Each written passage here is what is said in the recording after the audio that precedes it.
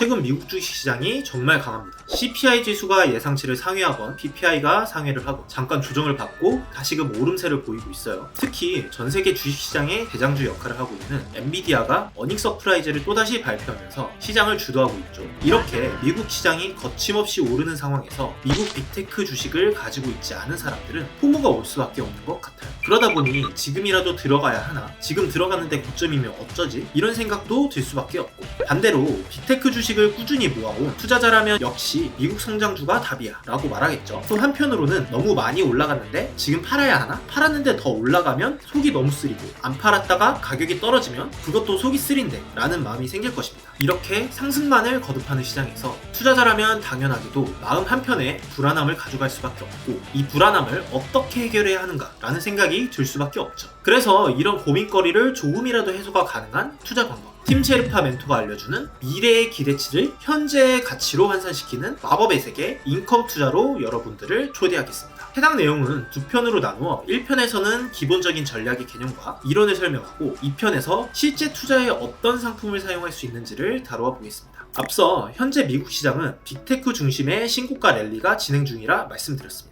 성장주 시장이 조정은 모른 채 상승만이 지속되다 보니 많은 사람들이 성장주가 정답이다 라고 외치고 있는 중이기도 하고요. 그러나 불과 1년 전을 돌아보면 성장주가 추풍낙엽으로 떨어졌단 말이죠. 테슬라가 100불 아래로 떨어지냐 마냐 이랬던 시기가 불과 1년 전이란 걸 환기해볼 필요가 있는 것이죠. 특히 작년 하락장이 비교적 짧게 끝나서 망정이지 성장주의 폭락 시기가 1년으로 마감된다는 보장은 절대 없습니다. 주식시장의 격언을 보면 산이 높으면 골이 깊다라는 말이 있는데, 크게 올라간 종목들은 투자 열기가 식고 주가가 빠른 속도로 하락할 가능성이 높다는 것이죠. 즉 지금의 빅테크 랠리도 언젠가는 막을 내릴 수 있으며, 막이 내렸을 때 하락의 골은 우리가 생각한 것 이상으로 빠질 가능성이 있다는 것을 망각해서는 안 됩니다. 그렇다고 마냥 손만 빨고 기다리는 건 너무 배 아픈데. 맞아요. 주식시장이 미친듯이 올라가는데 그걸 마냥 보고 있는 건 정말 쉽지 않습니다. 미국 시장이 역사적 신고가를 찍은 지금 보수적인 투자자 혹은 성장주의 포트폴리오가 과도하게 치중되어 있는 투자자들이라면 이 랠리가 도대체 언제 끝날 것인지, 그 끝에 내가 과연 이익을 실현하고 엑시트할 수 있을 것인지 라는 의문점이 생길 수 있습니다. 분명 시장은 더 상승할 기대치가 있어 보이지만 상승하면 상승할수록 반대급부로 불안정성도 증가하기 마련이죠. 간단하게 이런 고민거리를 요약해보면 미래의 성장에 베팅하면서 하락을 조금이라도 해소할 수 있는 방법이 없을까로 정리할 수 있습니다. 21세기 금융시장은 매우 고도화되며 굉장히 다양한 상품을 만들어냈습니다.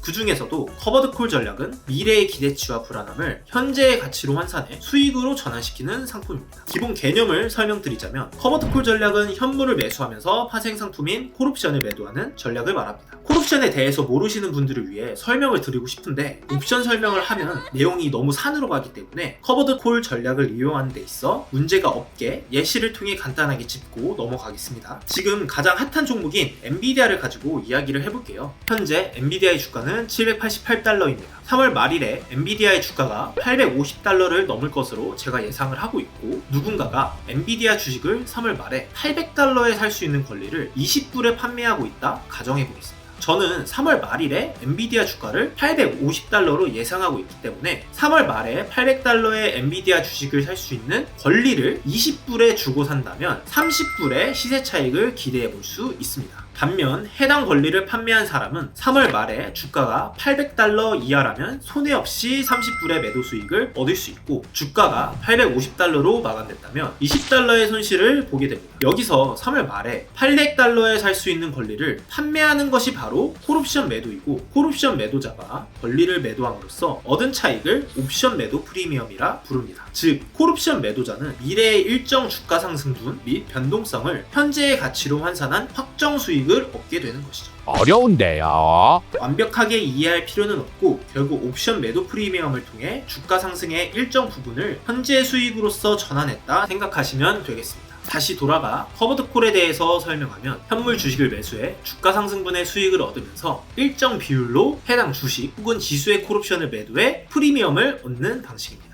일정 비율에 대해서 콜옵션을 매도하기 때문에 주가가 상승할 때 상승분 전부를 취하지는 못하지만 해당 비율만큼 현재 가치로 프리미엄을 얻는 방식인 것이죠. 이런 커버드콜 전략은 주로 ETF를 통해 쉽게 접근할 수 있습니다. 현재 국내, 해외 시장에서 커버드콜 ETF는 배당주와의 조합을 통해 현재 수익을 극대화시키는 ETF가 많이 출시되어 있습니다. 즉, 배당을 주는 배당 주식 플러스 옵션 프리미엄을 통해 매월 일정 수준 이상의 수익을 확보할 수 있는 것이죠. 배당주 플러스 커버드콜 ETF가 유용한 이유는 하락장에서 버틸 수 있는 강력한 원동력이 될 수 있기 때문입니다. 사실 최근 하락장과 같이 금리 인상으로 시장이 하락하는 경우 성장주와 배당주 모두 매력이 급격히 떨어지기에 큰 폭의 조정을 겪는 것은 어쩔 수 없습니다. 뭐야? 그럼 무조건 좋은 건 아니네. 그럼에도 불구하고 하락장에서 버틸 수 있는 힘을 만들 수 있다는 점에서 한 번쯤 고려해볼 전략인 것이죠. 성장주는 미래 기대치에 대한 시세 차익에 의존하기 때문에 하락장에서 비빌 언덕이 한 군데도 없다면 시세 차익 플러스 배당 수익으로 움직이는 커버드콜 ETF는 하락 시 배당금과 옵션 프리미엄 수익 누적을 통한 인컴 수익이 발생하며 조금이라도 하락장을 견딜 수 있는 힘으로 작용하는 것이죠. 팀셰르파 멘토의 경우 성장주의 짜릿한 경험을 취했던 자신도 이런 인컴 투자 전략을 통해 하락장을 경험해보니 그 위대함을 깨달았다고 합니다. 인컴 투자 전략의 경우 작년과 같이 하락장이 종료되고 다시 상승장으로 전환되는 상황에서는 하락장에서 누적된 배당금을 재투자함으로써 수익률을 극대화시킬 수 있는 발판이 되기 때문이죠. 역시 경험이 중요한 거구만.